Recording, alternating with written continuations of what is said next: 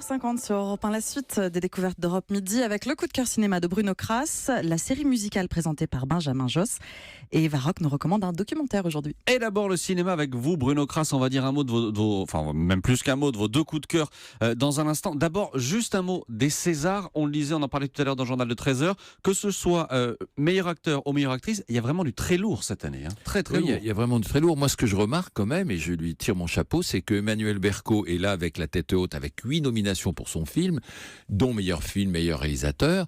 Elle est également là pour Mon Roi. Elle est citée comme meilleure actrice. Donc elle sera face à Catherine Fro, à Catherine Deneuve. Voilà. Sinon, il n'y a pas beaucoup de surprises.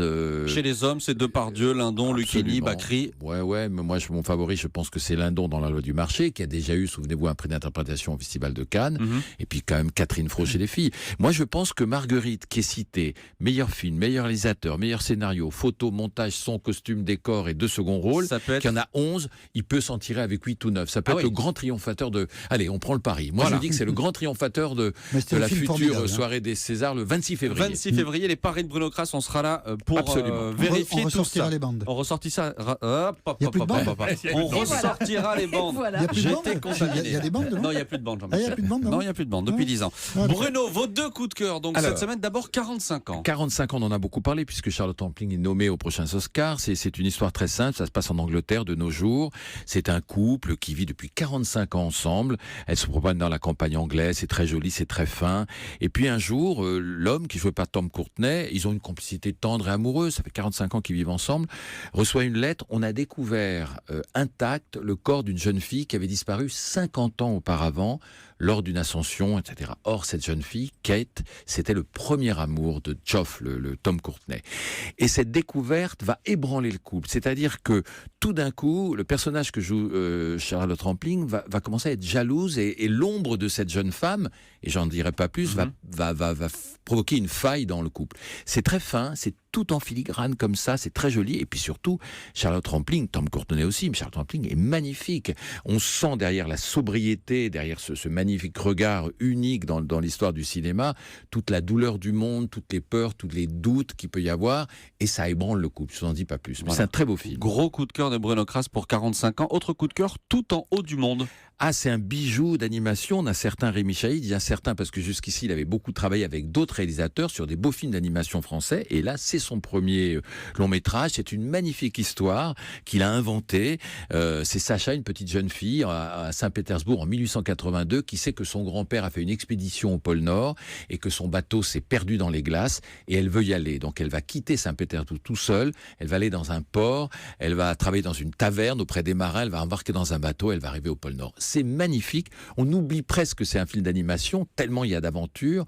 Et c'est magnifiquement filmé. C'est des pastels. Les couleurs sont belles. Saint-Pétersbourg, il y a un bal. On a l'impression d'être dans le Guépard. Tout est magnifique. Et vraiment, c'est un film que je recommande parce que quand l'animation française s'y met, elle peut être bien meilleure que tous les Pixar et autres films américains qui ressemblent un peu à du caoutchouc, les personnages. Donc, c'est très beau. C'est ça, l'animation. Tout en haut du monde. Tout en haut du monde de Rémi Chaillet. Ça, bravo. L'animation, et vous nous le conseillez donc cette semaine. Merci Bruno Kras. Les deux films à 45 ans et Tout en haut du monde sont en salle dès aujourd'hui. Absolument. Évidemment. Benjamin Josse, vous nous présentez aujourd'hui un phénomène mondial, une série musicale qui s'appelle Chica Vampiro. Eh oui, Chica Vampiro, ce sont les 2 mots les plus prononcés actuellement dans les cours d'école. Ah bon ? D'ailleurs, parents et grands-parents qui nous écoutez, je vais vous aider à prendre la mesure du phénomène pour ne pas faire d'impair à la maison et engendrer un drame. Déjà, à 19h tous les soirs de la semaine, ne prévoyez rien parce que sur Gulli, il y a... Chica vam vam vam, chica chica vampiro, chica vam vam vam.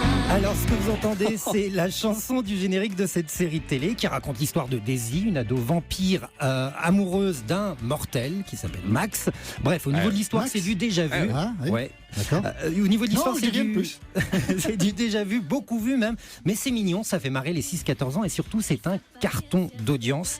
En moyenne, 500 000 téléspectateurs tous les soirs devant leur poste pour regarder ça. Et Eva, je pense, pourra confirmer, c'est énorme comme chiffre pour ce genre de programme. C'est énorme, ouais. Il y a même des pointes à 800 000 téléspectateurs. Ils ont talonné le grand journal de Canal+ plusieurs fois, sans compter les 15 millions de vues en replay depuis quelques mois. Et pourtant, cette série n'est autre qu'une telenovela. Et ça, c'est totalement dingue.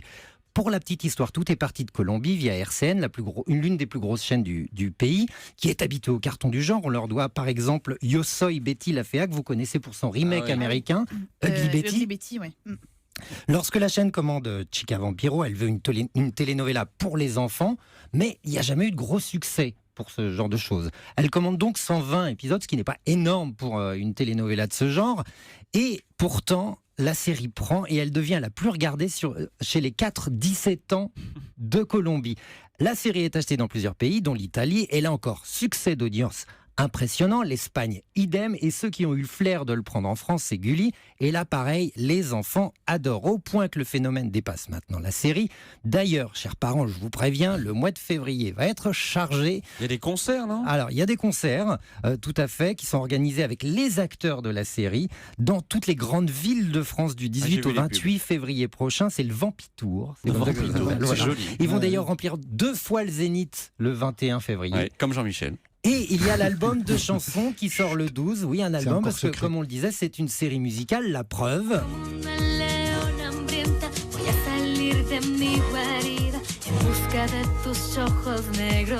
Vous aimez ça, Maxime, hein? Ah ouais, c'est pas mal. Ah ouais. Et ce qui est top, c'est que les chansons ne sont pas traduites. Donc, petit conseil pour les parents, profitez-en pour inciter vos enfants Cours à d'espagnol en même temps. à prendre des cours d'espagnol. Donc, parents, préparez-vous, tout ne fait que commencer. Chica Vampiro, encore un peu de musique peut-être. Ouais, vous aimez bien, hein. Vous allez aller. C'est sympa. Ouais, C'est peut-être. ouais. C'est On y va chaleureux. ensemble, Allez. hein, on y va ensemble. Allez. Prenez des photos. Merci Benjamin Josse pour votre coup de cœur. Chica Vampiro, votre choix télé, Eva, pour ce soir, c'est un documentaire qui est d'ailleurs nommé aux Oscars. Exactement, dans la catégorie meilleur court-métrage documentaire. Donc c'est Arte qui diffuse ça s'appelle simplement Claude Lanzmann. C'est l'homme d'un film évidemment de Shoah et il va devenir le sujet de ce documentaire qui est signé Adam Benzine. Il va revenir en fait avec Claude Lanzmann sur l'histoire de Shoah, 12 années de labeur et de souffrance quand même pour le réalisateur. Écoutez ce que dit Lanzmann de son état d'esprit pendant la réalisation du film. Je n'avais pas le droit de me laisser submerger par mes propres émotions. Pas le droit. La condition de possibilité et de réalisation pour faire un film pareil, il faut être impitoyable envers les autres et envers soi-même. Et j'étais impitoyable envers moi-même, croyez-le bien. Alors vous allez découvrir notamment des rushs inédits que le réalisateur a retrouvés qui sont assez incroyables et de sa voix grave, hein, comme vous avez pu l'entendre. Il a 90 ans, Claude Lanzmann. Il raconte comment il a retrouvé les témoins, alors du côté victime et du côté bourreau, comment il a failli se faire tuer aussi par des nazis parce qu'il y a eu une scène absolument rocambolesque, combien il revient aussi sur ses doutes, ses moments d'abattement au point de vouloir tout arrêter. Et puis il retrouve quand même à la fin du documentaire un sourire à l'évocation de Simone de Beauvoir qui a été son grand amour avant de devenir son amie et son fidèle soutien. Un jour, elle m'a remis une lettre, elle m'a dit, écoute, je ne sais pas si je vivrai jusqu'à la fin de ton film, jusqu'à ce que ton film soit terminé, mais je voudrais que le monde sache ce que j'en aurais pensé, et voilà ce que j'ai écrit. Et donc, elle écrit « Jamais je n'aurais imaginé une pareille alliance de l'horreur et de la beauté » et c'était paru dans Le Monde. Elle a pu le voir, le film, hein, parce qu'il était sorti en 86. Alors, vous dire que j'ai été émue est quand même un euphémisme. Je crois que Claude Lanzmann, d'abord, ne s'est jamais livré de la sorte. Peut-être parce qu'il a été poussé dans ses retranchements par le réalisateur, qu'il ménage pas, hein, qu'il secoue de la même façon d'ailleurs que Claude Lanzmann secouait ses témoins. Et puis, c'est aussi bouleversant parce qu'il évoque forcément la Shoah et vous savez que c'est le jour anniversaire de la libération du camp d'Auschwitz. Claude Lanzmann, donc ce soir sur Arte à 22h40, un bonus France 2, Lanester. Voilà, c'est une série policière qui est portée par Richard Berry et Emma Decaune et c'est très sympathique. Je peste encore contre la faiblesse des dialogues, mais ça, il va falloir que je me fasse une raison là-dessus. C'est régulier. Merci beaucoup pour ces coups de cœur à toute la bande des découvertes. Merci Jean-Michel Apathy, à demain. Merci Maxime et merci Ambline. Nous nous retrouvons demain à midi.